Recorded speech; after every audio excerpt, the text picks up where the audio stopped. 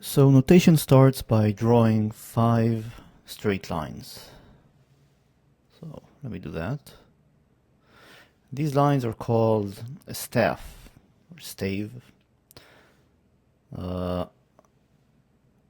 and they should all basically start at the same point and have the same distance. Mine aren't perfect. You'll have to excuse me for that. Some people add a line at the beginning. Once you've drawn your 5 lines, your staff, you add a cliff, and we're going to use the most common cliff, which is the G cliff. So let me draw that.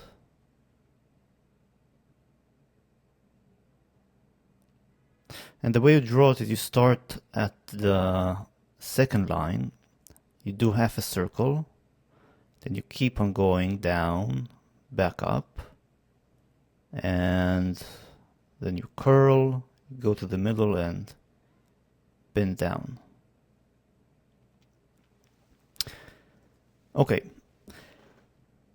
so the basic idea you have to remember about the staff is that we're going to use the vertical position to denote pitch, that is how high a note should be, and we're going to use the horizontal direction to denote time or duration, that is how long a note should be. So once we know exactly what the pitch and the duration of each of the notes should be, we can basically recreate the tune. Okay, let me erase that. Now, let's start with the, I think, easier component, which is the pitch. And I'm going to use a circle here, just above the third line, between the third and fourth line, to signify a particular note. This note will be C5. Remember, we gave the notes names, A, B, C, D, E, F, G, and numbers. We talked about C1, C2, C3, up until C8 on the piano keyboard just a couple of minutes ago.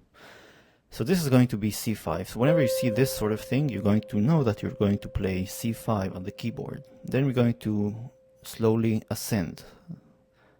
The circle on the fourth line will be D, D5 actually, the one just above C5, then E, F, and G. So this will be G, this will be F, and this will be E. You can actually keep on going up, although you've run out of lines, by drawing auxiliary lines. So some people would add like a line here and draw the next circular line. This would be an A.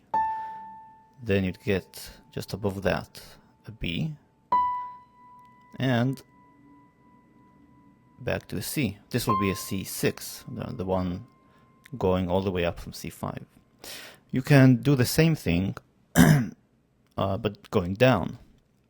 So going down, you'll get, this will be a B, and this will be just the B just below C5, and keeping on, this will be an A, this will be a G, this will be an F, this will be an E, this will be a D, and once again you can use auxiliary lines to keep on going down.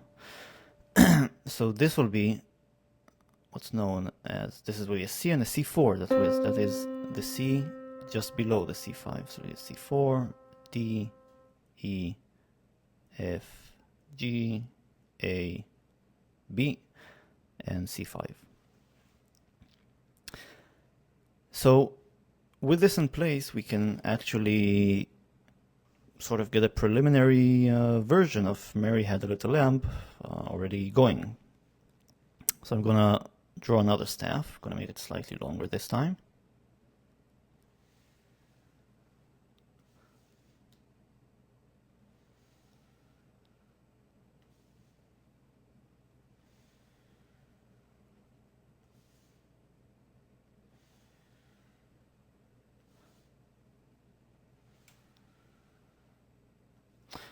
And I'm going to put my line here, draw my G glyph. That's the most beautiful G glyph in the world. And start notating. Now before I do, actually just one small note.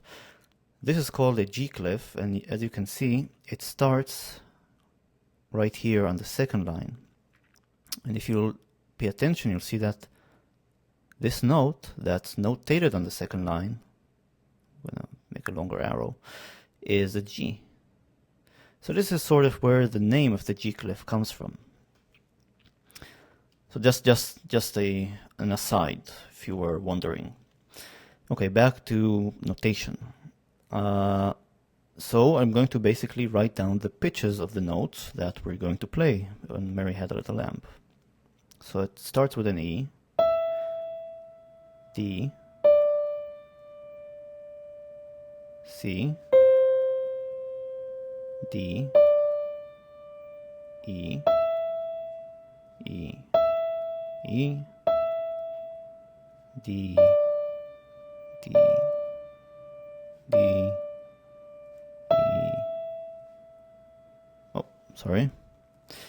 That was my mistake. It would be an E and then a G and another G. Now we're going to repeat it. E, D, C,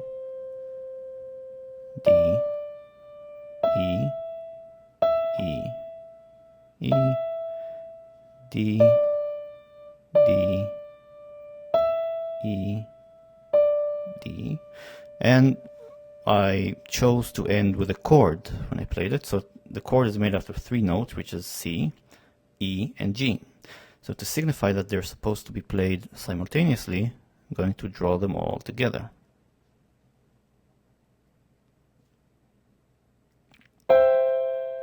So here we have like a very sketchy preliminary version of Mary Had a Little Lamb. I'm just going to give some names to help you follow it. So this is an E, a D, a C, and you can see that this is another D, another E, more E's, more D's, these two are G's, and so forth.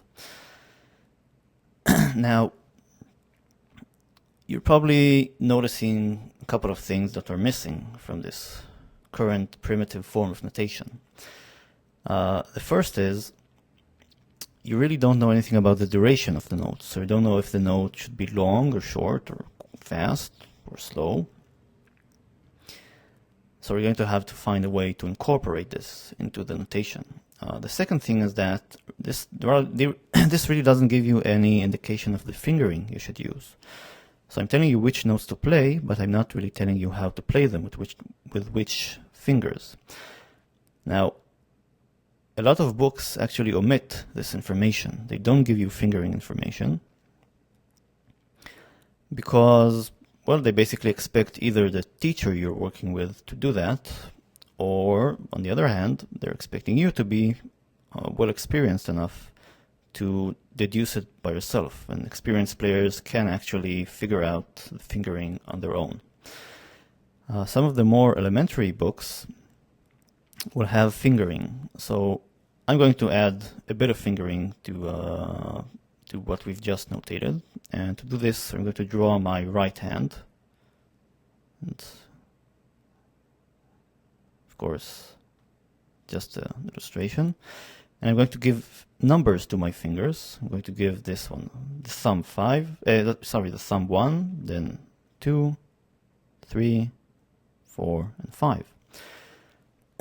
And here I'm going to give the corresponding finger number on the right hand to each note. So I'm going to tell you to play this with a 3,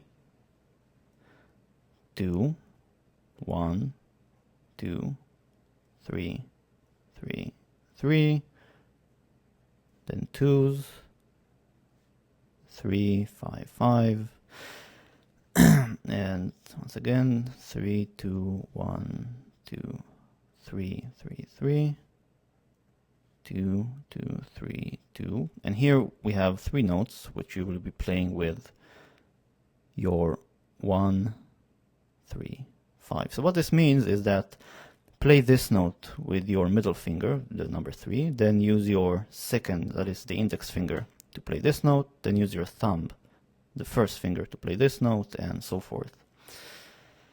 So, as I've said, some of the more beginner-oriented booklets will have fingering included, and if you're a beginner, you should look for those.